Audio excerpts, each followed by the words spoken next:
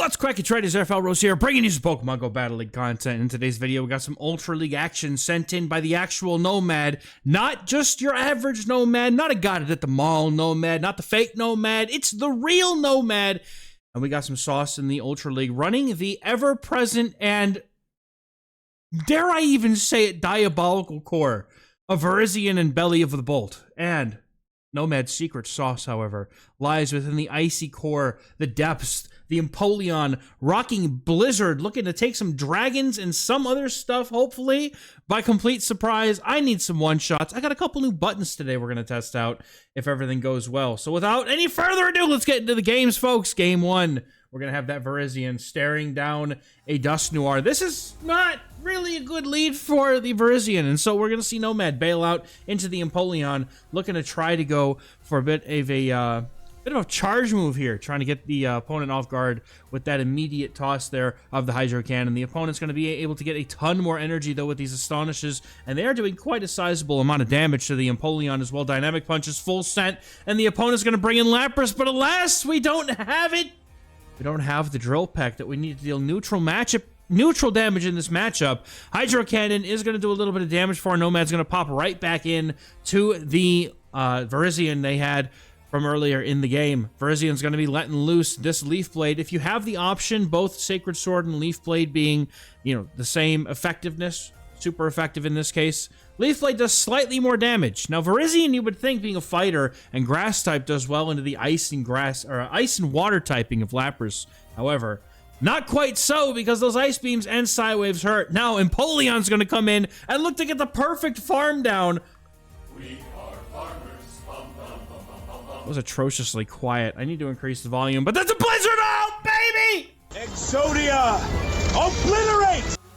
No, we got him, bro! Oh, that was... Oh, I need to hold that one in for a second. Oh, I barely saw it in time. I was so taken aback by the farm. And in comes... Oh, that was beautiful. Oh, that's how we start a video off, Train. Let's look into the next battle.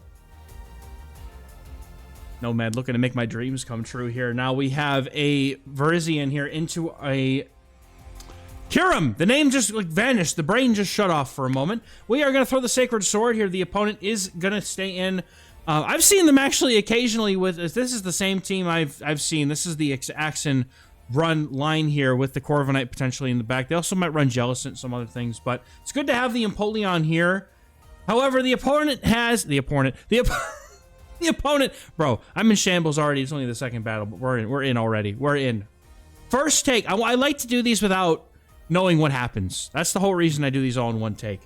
Opponent's going to bring in an Empoleon here as we look to try and get mentally back on course here, and Belly of the Bolt swaps in because it knows it can. The opponent's Kyurem's going to come out, and this is just a simple bait-out tactic from actual Nomad. They're going to be looking to bring the Kyurem back out on the field because they do know that the Empoleon Virizion core is going to do well enough in the back. They just need to pull this Kyurem out and hopefully stop it from wreaking any more havoc against this Virizion. We're going to see the Belly Bolt go for a parabolic charge, as they all do, but this one's on Sucker Punch, so it is able to apply some fast move pressure where the charge moves are certainly lacking, and Belly of the Bolt able to find its way to one more parabolic charge as the opponent looks to go for the farm and immediately attempts to snipe in the Empoleon.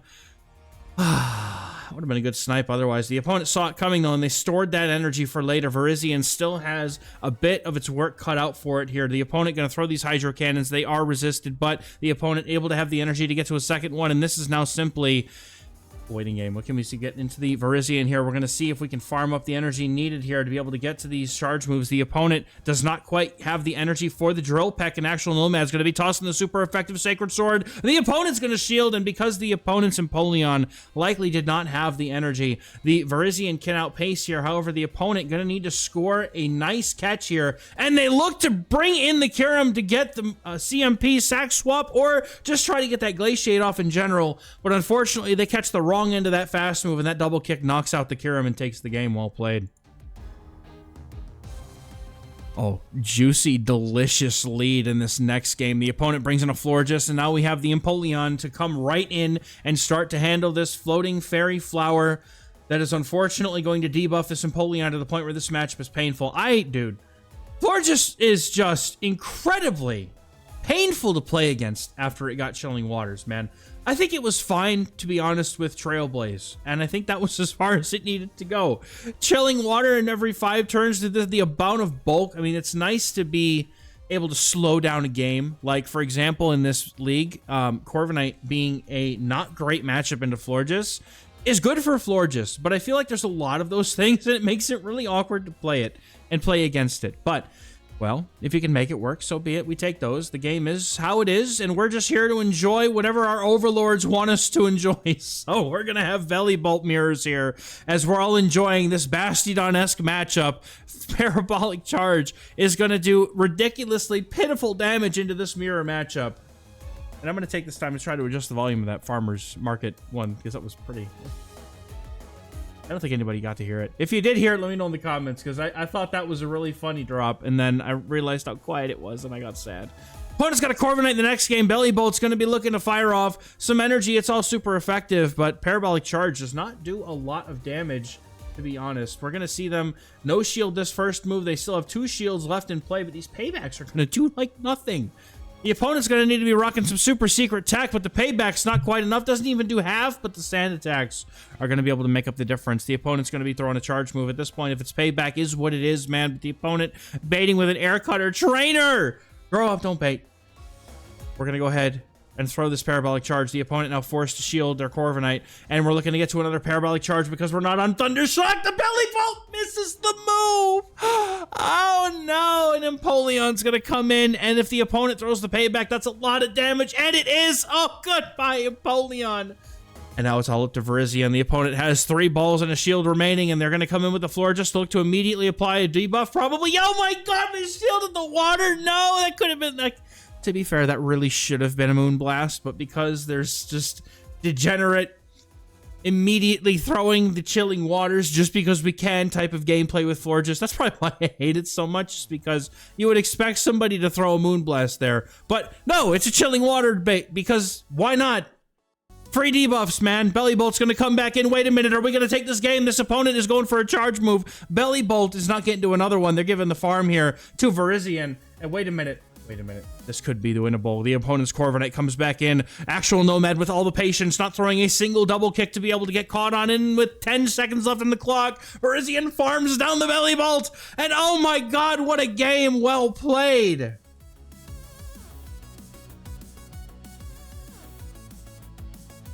Malamar's not what you want to see, though, in the next game. Let's see how we adjust here. XehrFelrose looking to stay in and take these super effective Psy Waves, but able to make it to a decently hitting Leaf Blade as the opponent's on a Shadow Malamar. This is going to do quite a sizable amount of damage. Ha! Never mind, it doesn't even do half.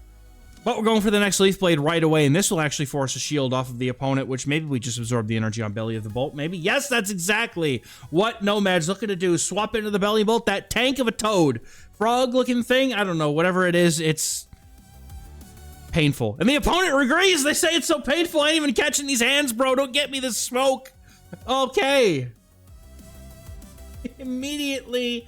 top lefts. Oh, what a lead, bro. The Virizion into the Steelix. The opponent swaps in Florges, and Nomad looking to make things happen a second time over as he looks to get into this Empoleon. And by the way, trainers, Google form in the pinned comment description if you'd like to send in your own games to the channel for Shoutcasting. I'm always looking for submissions. I love featuring community gameplay, so please send them in. And back to the action. Nomad's looking to get the full farm down. Bro, oh man, this has to be a Chilling Waters, right? Everybody runs it, right? Oh no, it's a Moonblast. You know what? No, this trainer has all of my respect for just full sending Moonblasts instead of going for Chilling Waters.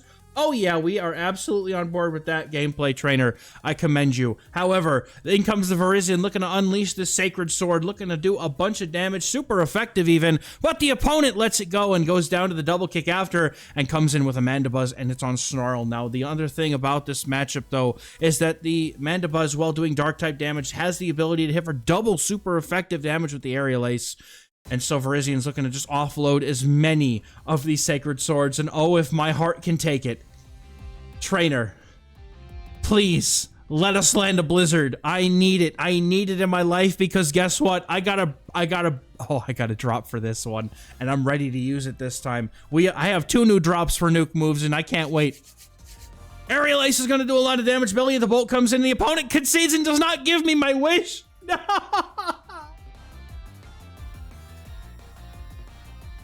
I'm a filthy button fiend, bro. I need my fix. Come on. Next game up. We got it. Let's go. Let's see what happens next here. Virizion on the lead against the Fortress. This could be okay. Actually, this isn't terrible. Usually the energy of the Fortress is walled here. The opponent's going to drop straight into a Regidrago. And, well, I guess Empoleon's technically our answer here. Opponent is going to go ahead and no-shield that Sacred Sword, chip damage as it may be. But the opponent may never expect a Blizzard. However, are they going to shield up a potential Drill Peck? And that is the question. However, Empoleon is very happy to just let this go. Gonna overfarm by a bit. These Hydro Cannons are definitely resisted and will not take out the Regidrago, but it leaves it in a nice little farm range. And the farmers are getting ready to come back for another one. They have the opponent going for that Dragon Energy. Can we get the farm down? Opponent is on a Volt Switch Fortress, and we can't swap out. Empoleon's in shambles and tries to scramble to go for a Hydro Cannon before being Volt Switched out. But the opponent is not going to be able to take out quite with that Volt Switch. Is going to do just enough to leave the Empoleon with a hair of its health left, and the opponent going to be left here throwing Rock Tombs into Virizion. And this is why Volt Switch does not like seeing this matchup, because it has Rock Ground coverage, and this exact fighting combination with the Grass typing is going to be able to wall that energy off and just make this Fortress an absolute miserable little bug. The opponent's probably going to have to try to make some kind of pivot, but they're already down 2-0 shields. I don't know what they have left in the tank here, but Fortress is going to be looking to try to make it happen here. The opponent going to look to go for an overfarm, trying to see if we can get that catch, but Empoleon, unfortunately, is only going to catch some hands as the opponent gets extra energy and is going to go for this Rock Tomb, and in comes the Regidrago, but the opponent has no shields left. Virizion should cleanly be able to knock out from this health range, and it does. The Virizion looking to go on a 3 sweep. Let's do it. Come on. Oh, baby, a triple. What's in the back? Could it be super weak to Virizion? Because it needs to be at this point. The opponent gonna have Volt Switches. Now, it's... Oh, man.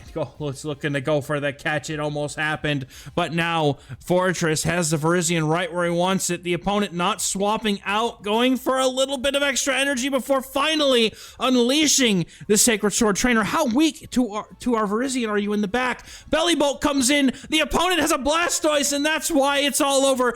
If you don't throw this Zap Cannon right now, Belly Bolt, I'm firing you from the squad, and it's not even mine. This isn't even my gameplay, but I'm getting rid of this thing immediately. Forthwith, throw the Zap Cannon. Nomad's going for it. The opponent does not get to the move, and you know what? We got a button for this. Trainer's absolutely Zap Cannon goes off. Oh! It's not loud enough. It's never loud enough, is it? Good game. That was beautiful. I need more of those. Guzzlord, very nice lead in this next game. And the opponent's going to bring in a Fortress. Hey, by the way, we've seen this before. And we're going to get a ton of energy before finally throwing a Sacred Sword here, because the opponent's Fortress is going to take a while to get to a move, and none of its moves ever matter against Virizion. We have an answer in the back to the Guzzlord with this Empoleon, so it's looking like Nomad is looking like Nomad is going to be staying in this matchup with the Virizion, farming up some extra energy and looking to go for the knockout to align Empoleon to that Guzzlord for an oh so sweetly satisfying, unexpected move here. And then to be, no, never mind, we're immediately safe, switching straight into the floor, just team reading like champions. The opponent brings in the Guzzlord. Oh, do they know? Oh, they don't know. Oh, going for the Blizzard. The timing is almost immaculate, but unfortunately we give them a move. Oh, please, please, please. Oh, they shielded the Blizzard. Come on. Come on. Give it to me, man. Stop holding out on me, dude. The opponent's going for another charge move. They've got me in shambles now. Brutal Swing, not going to be able to do enough here. The opponent, they're going to get the catch. We have our hopes stayed alive here, trainers. We have Empoleon that is nearly at a Blizzard, and I need it to happen. The opponent comes back in with that Florges, but they are down a shield and have to go for a Moonblast for any meaningful damage here, unless they're running Disarming Voice, which most are not. Chilling Waters and Moonblast is the typical moveset on a Florges. The opponent looking to go for a move here, and Nomad just says, throw the Chilling Waters and see what happens. They're going to go for the Moonblast. They full send. That's going to get a knockout. And in comes the Empoleon resisting these Fairy Winds. That's going to be a very advantageous position for us to be in here. Going to be able to resist this farm and hopefully allow this Empoleon to get to a move. But no, they have to shield up, but that's okay. We're saving it for the Blizzard. I'll bring it in. I'll bring it in. Oh, no, are they not going to be able to make it? Belly of the Bolt comes in, but it's going to get absolutely walled here. And Guzzlord just needs to not have enough defense to handle a Zap Cannon. We're looking to go for it and nothing else. Shielding up the potential Dragon Claw. No, he's chickened out and go for the Parabolic. Nomad, I'm upset about this, even though this is objectively the correct play. Going for the Parabolic Charge, but the opponent able to cut us off at a move first. They're looking to go for what could be probably a brutal swing. I wasn't sure if they were at enough for the Dragon Claw, Dragon Tail, Dragon Claw. They're both in my head at the same time, man. Anyway, Parabolic Charge, not going to be enough here. That's because the floor just swaps in, makes the health bar do weird things. The opponent going to be looking to go for a charge move here. Is this Moonblast territory? I don't think so. We have a couple of buffs here. Chilling Water is going to take down the attack of the Belly of the Bolt, but they're going to be going for this Parabolic Charge. Looking to do enough damage. Potentially, it is absolutely enough. Oh, man, we couldn't Blizzard the Guzzlord, but I had it in my hopes, dreams, and my wish list, and then... oh. Then Nomad hacked my Amazon account and removed it from my wish list permanently. Oh. Save switch into the Florges. Actually, the opponent. The opponent did it. They were the ones who didn't allow us to throw the Blizzard. It's their fault. We don't blame Nomad in this situation. Opponent's going to come in with the Lapras, and they have no idea just how lucky they are to not only have a debuff applied, but also for there not to be Drill Peck on this Empoleon. And the opponent is like, man, why are you not throwing Drill Pecks at me? I swear I know it's exactly how I would be reacting, and then it would be like, maybe like, I don't know, when I bring my thing that's weak to ice back in, and then all of a sudden I'm like, oh, that's why he has Blizzard, and then my Pokemon gets one shot. Anyway, my PTSD with this game aside, in comes the Florges, and Florges is going to be able to get some moves pretty quick here with Fairy Wind, but Virizian's got quite a bit of energy, and we'll be able to overwhelm with a couple of Leaf Blades here pretty quickly. The opponent looking to go for an overfarm here. Actual Nomad's Virizian trying to go for the Leaf Blade to get this thing low. The opponent is very low, but are they going to get this farm down? No, Leaf Blade could have been reached almost, and now Floor just having to go for a charge move to avoid being farmed down. Chilling Water are not going to do much, but it's going to do just enough, and Empoleon comes in to absorb this energy. It's just enough for a single Metal Sound farm down, but the Chilling Water leaves it low, and now in comes Belly of the Bolt, and we are just going to hold on to that energy. The opponent has a Dust Noir in the back, but it's not going to help them because these sucker punches go through this opponent's health bar much quicker than anything this Dust Noir is going to be able to throw while shields are in play. Now this Belly of the Bolt just gets to start ramping up its defense with this Parabolic Charge. Guaranteed defense buff on the Pokemon that runs and uses it. Now the opponent going to be looking to go for a charge move at this point. If it's a Dynamic Punch, you might as well shield it because it's probably the hardest hitting thing left in the game. Shadow Punch is indeed going to get the shield here, and the opponent bails back into the Lapras with a shield advantage to try and close out this game. The opponent is going to shield up, but now I don't think anything that they have is going to be able to KO the Belly Bolt, which is just on an absolute rip, by the way. This clinic brought to you by Belly Bolt. Sparkling Aria, who cares? Shrugs it off. The Giga Chad Belly Bolt he is. Going to throw this Parabolic Charge, get the knockout on the Lapras, and in comes the opponent's... Oh, yeah. Does somebody order a Blizzard? Because they're at Dairy Queen. We serve them cold. Oh, hot. That was beautiful. Good game. Virizian in this next game against Runerigas. This is a deceptively good matchup. It's like Golurk, right? But not so because you have to deal with these Shadow Claws. Now, the opponent could go and full send a Shadow Ball here, or they could just mess around and go for a Rock Tomb. What they're likely to do is throw the Shadow Ball first and then go for Rock Tombs after when the Virizian is likely to shield. And now Nomad here is going to be looking to try and get this Leaf Blade off where the opponent can think to be able to switch out. Trying to go for one in the move and swap to catch that Leaf Blade. Not in Nomad's house. Going to be getting that Leaf Blade and looking to go for a second here. The opponent now is critically low, and Empoleon comes in to get the snipe farm down, and Runerigas' entire pool of energy has been wasted. But speaking of wasted energy, here comes Empoleon getting fully walled by literally any water type that moves. Hydro Cannon, however, is going to be able to do a decent amount of damage, and unfortunately for this Feraligatr, I do believe they're in the same boat, unless they're running Crunch, which it would be in mine. If I were running this team, they would be running Crunch anyway, but 2 Hydro Cannons is pretty much enough to get a knockout on the Empoleon. Feraligatr has a choice to make. Is it going to shield up this Hydro Cannon? Absolutely not. The opponent going straight for the charge move. This might line up a farm down for something somewhere. Hydro Cannon not quite going to get the knockout, but the opponent's Shadow Charizard is. However, Shadow Charizard is immediately met with the Belly of the Bolt, and now Nomad has a choice to make. Is this opponent gonna go all in with the Blast Burn? No, we're calling the Air Cutter bait, and it shows them in shambles, bro. The opponent is go bait the Belly, bro. Oh, everybody else would have shielded, but Nomad says no. I'm a trainer of culture, and I'm calling your bait. Now we're shielding. The opponent now going for the air cutter, but Parabolic's already in effect, being able to lessen the damage from that massive boomstick of a blast burn. However, the opponent is not going to be able to survive these moves. They go full send. Finally, Nomad's calling it. It's another blast. The blast burn, and Belly Bolt gets knocked out, and in comes Frisian. Is now going to have to pull every bit of weight it can. The opponent goes for air cutter after air cutter. Then they get the farm down. No, we got to go for the leaf wave, but the opponent gets the farm. Dude, air cutter knocks it out. In comes Belly Bolt. Belly Bolt's getting farmed down. Gator gets the farm down, bro. No. Oh, well played, though. Good game.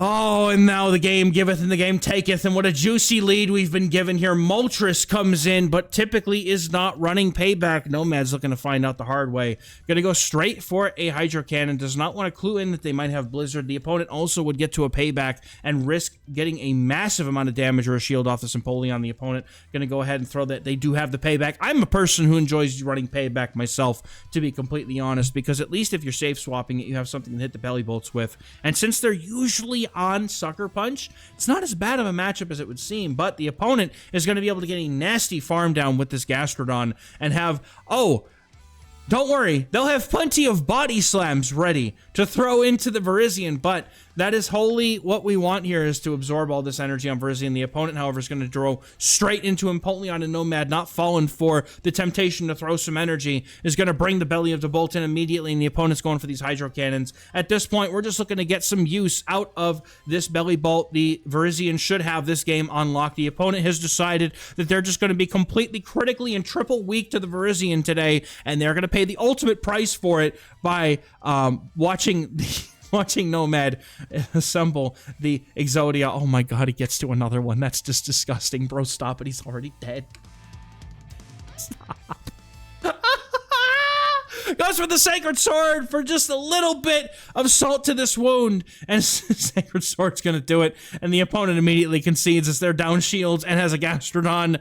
That's it. Wow, that was some fun gameplay. Nomad, bro, 9-1 run with this team. I mean, I don't know if it's the sauce or not, but in the 2900 elo range, a skilled trainer like Nomad running this team, I believe in it. I think this team could do fine. I know it's cringe, Belly Bolt, Virizion core, but Empoleon's the sauce, man.